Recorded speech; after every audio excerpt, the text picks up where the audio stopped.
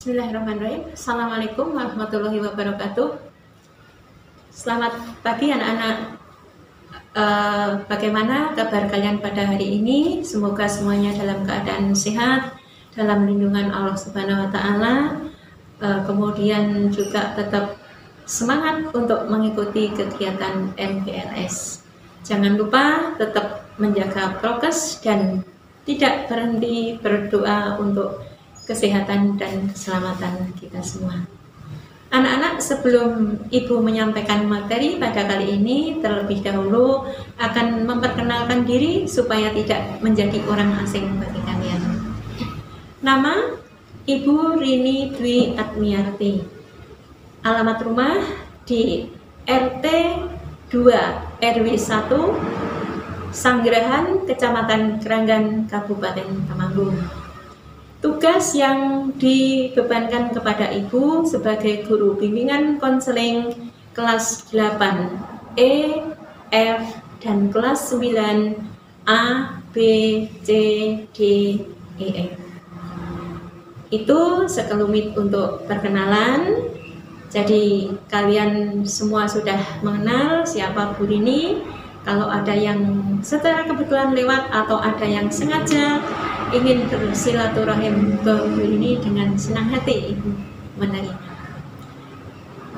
Baik anak-anak, untuk kali ini materi yang akan Ibu sampaikan adalah pendidikan karakter.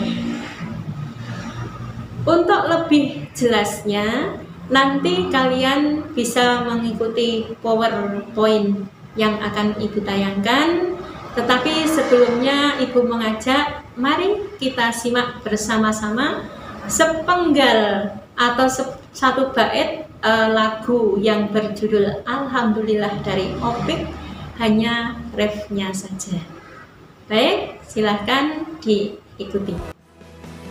Alhamdulillah wa syukurillah, bersyukur padamu ya Allah.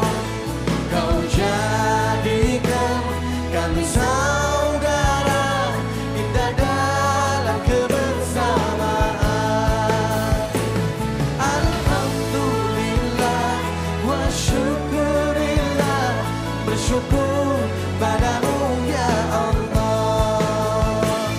Kau jadikan kami saudara, hilanglah semua perbedaan. Alhamdulillah wa syukurillah, bersyukur padamu ya Allah. Oke, mari kita lanjutkan kepada materi berikut. Pendidikan karakter, pengertian, fungsi, tujuan, dan urgensinya. Sebelum memahami apa yang dimaksud pendidikan karakter atau karakter education, mari kita pahami terlebih dahulu apa yang dimaksud pendidikan dan apa yang dimaksud dengan karakter. Pendidikan adalah proses pembelajaran pengetahuan, keterampilan, dan kebiasaan manusia yang diwariskan dari satu generasi ke generasi berikutnya. Sedangkan karakter adalah akumulasi kepribadian, watak, dan sifat individu yang mengarahkan kebiasaan dan keyakinan individu tersebut dalam menjalani kehidupannya sehari-hari. Lalu apa itu pendidikan karakter? Ada beberapa pendapat para ahli. Di sini Ibu akan menayangkan pendapat dari dua ahli. Yang pertama yaitu dari Thomas Likona. Thomas Likona ini seorang psikolog atau ahli ilmu psikologi yang dengan hasil karyanya atau buku-bukunya memberikan pengaruh pada dunia barat akan pentingnya pendidikan karakter. Menurut Likona, pendidikan karakter adalah suatu usaha yang disengaja untuk membantu seseorang sehingga ia dapat memahami, memperhatikan, dan melakukan nilai-nilai etika yang inti. Pendapat yang kedua disampaikan oleh John W. Santrop. Menurut beliau, karakter education adalah pendidikan yang dilakukan dengan pendekatan langsung kepada peserta didik untuk menanamkan nilai moral dan memberikan pelajaran kepada peserta didik atau murid mengenai pengetahuan moral dalam upaya mencegah perilaku yang dilarang. Dengan demikian, kita dapat menyimpulkan bahwa pendidikan karakter adalah suatu sistem pendidikan yang bertujuan untuk menanamkan nilai-nilai karakter tertentu kepada peserta didik, di mana di dalamnya terdapat komponen pengetahuan, kesadaran atau kemauan, serta tindakan untuk melakukan nilai-nilai tersebut. Pendidikan karakter atau karakter education sangat erat hubungannya dengan pendidikan moral, di mana tujuannya adalah untuk membentuk dan melatih kemampuan individu secara terus-menerus guna penyempurnaan diri ke arah yang lebih baik. Kemudian fungsi pendidikan karakter ini ada beberapa fungsi, yaitu secara umum, potensi, multikultural, dan pembangunan. Tetapi ini kita ambil intinya saja, bahwa secara umum pendidikan karakter peserta didik ya itu sama dengan misi pendidikan akhlak atau pendidikan moral, yaitu sebagai pembentuk karakter peserta didik sehingga menjadi pribadi yang bermoral, berakhlak mulia, bertoleran, tangguh, dan berperilaku. Kapan pendidikan karakter itu seharusnya dilakukan? Pendidikan karakter seharusnya dilakukan sejak dini, yaitu sejak masa kanak-kanak.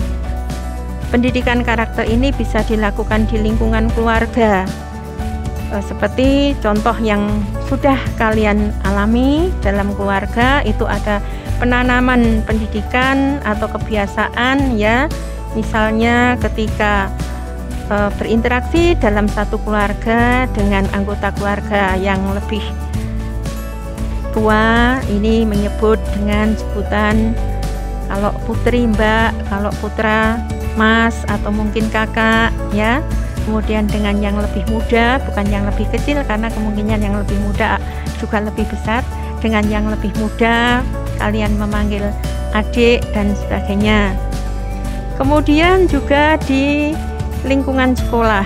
Di lingkungan sekolah ini untuk pendidikan karakter dilakukan dalam semua mata pelajaran, termasuk dalam kegiatan ekstrakurikuler. Nanti kalian akan mengalami ya, kalau sudah sekolah apalagi sudah tatap muka ya, banyak sekali di sini yang pendidikan yang ditanamkan. Kemudian yang di lingkungan itu misalnya saja kalian bertempat tinggal di desa-desa, itu sering melihat tulisan-tulisan ya. Sebetulnya tidak hanya sebatas slogan, misalnya ada tulisan di jalan itu ngebut benjut. Secara tidak langsung itu pendidikan karakter, karena yang pertama dengan tulisan itu orang akan mengingatkan bahwa selain kita harus berhati-hati juga menghormati pengguna jalan yang lain. Kemudian kalau ngebut dengan sendirinya itu nanti suara motornya akan meraung-raung, kemudian mengganggu kenyamanan tetangga dan sebagainya. Contohnya seperti itu. Kemudian juga serta memanfaatkan berbagai media belajar. Nah, tadi di awal Bu Rini sudah meminta kalian menyimak sebait lagu dari Opik yang berjudul Alhamdulillah itu ya, yang kalimatnya adalah Alhamdulillah pas kuliah dan sebagainya. Ternyata di situ sebait lagu itu juga banyak memberikan pendidikan kepada kita. Di situ ada karakter religius, bersyukur kepada Allah. Kemudian juga ada karakter gotong royong ya, kita bersatu, kemudian bersaudara dan sebagainya ya. Jadi memanfaatkan berbagai media belajar, itu tadi yang Bu Rini contohkan lagu. Kemudian misalnya sekarang media belajar yang hampir tiap hari tidak bisa lepas adalah HP. bagaimana menggunakan HP itu supaya bisa memberikan pendidikan karakter bagi pemakainya. Ya, kalian harus bisa memilah, kemudian menyeleksi ya tayangan-tayangan yang bisa kalian ikuti. Karena sekarang ternyata juga dengan banyaknya game-game online dan sebagainya, sedikit banyak itu bagi mereka yang tidak mampu untuk istilahnya itu membatasi diri, akan memberikan atau akan membentuk atau akan bisa mengembangkan karakter-karakter yang tidak baik. Misalnya dalam game online itu ditayangkan tentang kekerasan, kemudian berakibat seseorang atau seorang peserta didik bisa menjadi melakukan bullying atau perundungan terhadap temannya dan sebagainya.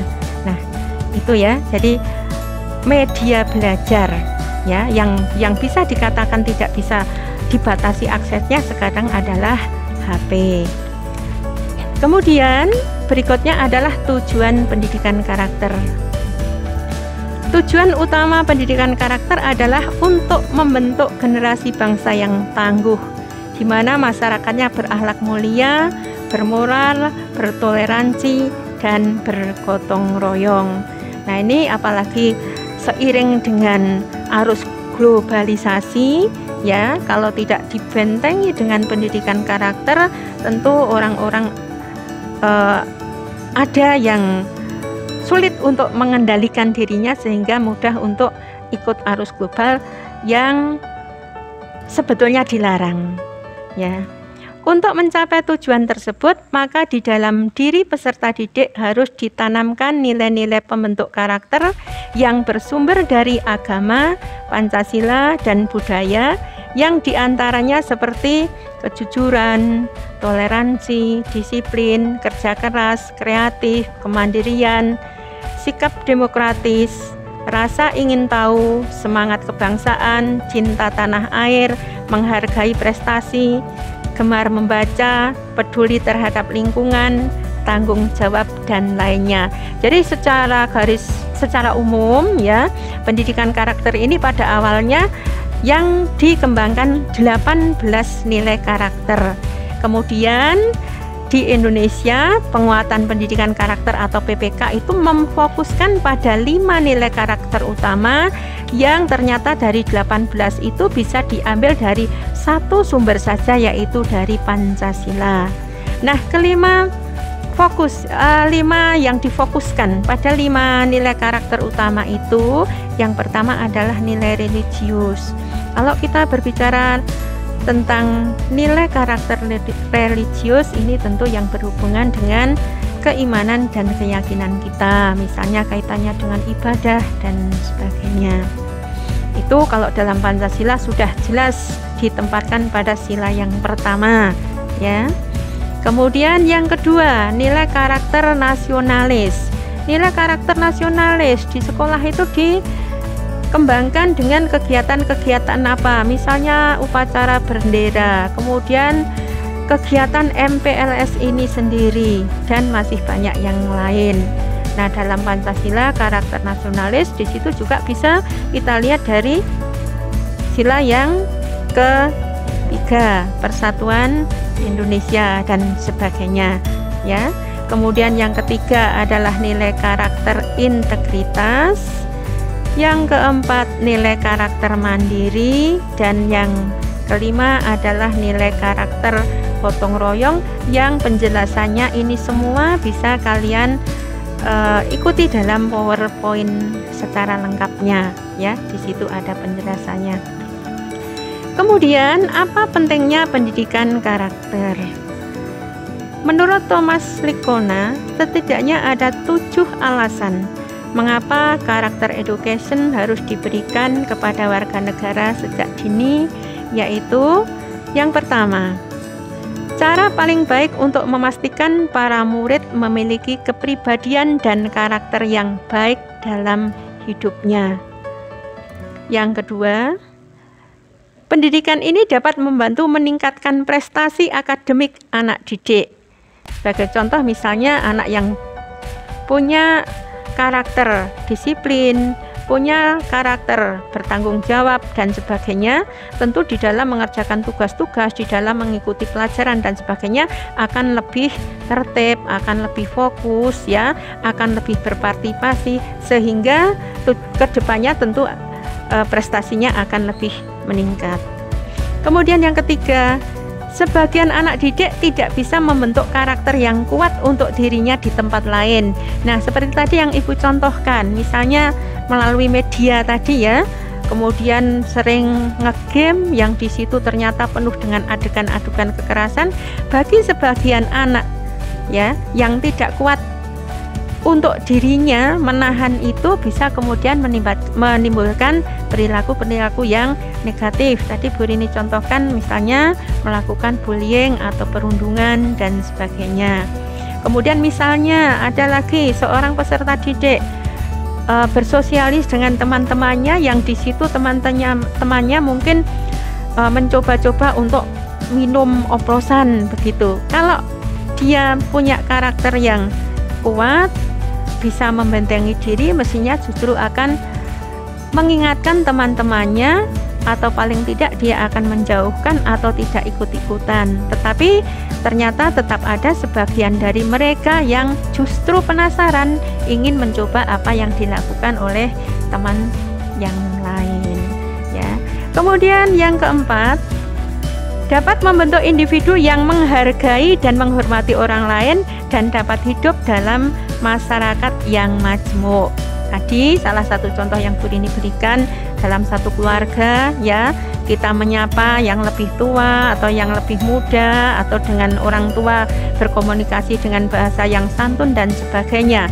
Pada akhirnya dapat menghargai dan menghormati orang lain. Kalau sudah terbiasa dalam satu keluarga, tentu di lingkungan masyarakat yang lebih luas atau di sekolah itu sudah akan otomatis bisa berlaku seperti itu. Kemudian yang kelima, sebagai upaya mengatasi akar masalah moral sosial seperti ketidakjujuran, ketidaksopanan, kekerasan, etos kerja rendah, dan lain-lain. Yang keenam, merupakan cara terbaik untuk membentuk perilaku individu sebelum masuk ke dunia kerja atau dunia usaha. Nah, ini contohnya nanti kalau kalian sudah mendapatkan materi dalam bimbingan konseling itu ya, orang yang sukses dalam karir itu belum tentu mereka yang punya kecerdasan tinggi, belum tentu mereka yang mempunyai modal yang besar, tetapi mungkin akan lebih sukses orang di dalam karirnya itu yang bisa membawa diri, bersikap santun terhadap yang lain, menghormati, jujur, dan sebagainya. Kemudian yang ketujuh atau yang terakhir, sebagai cara untuk mengajarkan nilai-nilai budaya yang merupakan bagian dari kerja suatu peradaban. Kalau kita orang Jawa itu merasakan sekali ya, orang Jawa itu penuh dengan tata krama ya, adab asornya itu kelihatan sekali. Nah, ini sebagai cara untuk mengajarkan nilai budaya yang merupakan bagian dari kerja suatu peradaban. Menyebut seseorang kalau dalam bahasa Indonesia semua dengan yang lebih muda, yang lebih tua ya, dengan orang yang baru saja kita kenal, itu mungkin bisa dengan satu kata saja kamu. Tetapi kalau dalam lingkungan orang Jawa kan bisa sampean, panjenengan, dan sebagainya ya. Nah, itulah contoh-contoh pelaksanaan pendidikan karakter di lingkungan keluarga, di lingkungan sekolah, maupun di lingkungan masyarakat. Sekali lagi, dengan kita mempelajari, kemudian memahami dan menerapkan karakter ini, harapannya ke depan ya.